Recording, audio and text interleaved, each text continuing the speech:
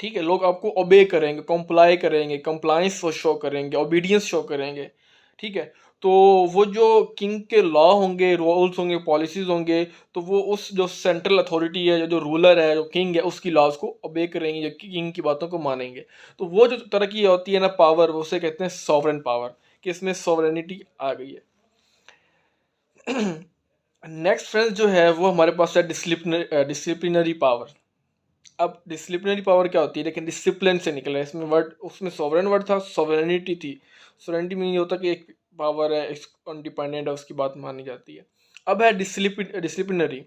तो डिसिप्लिनरी में क्या डिसिप्लिन है, तो इसमें ये होता है कि ये वो मैकेनिज्म है पावर का, या वो पावर है जिससे आप लोगों के या इंडिविजुअल्स के ग्रुप के जो है ना बिहेवियर को रेगुलेट करते हैं, मीन्स उनको डिसिप्लिनाइज करते हैं। जैसे आप होते हैं ना स्कूल में जाए तो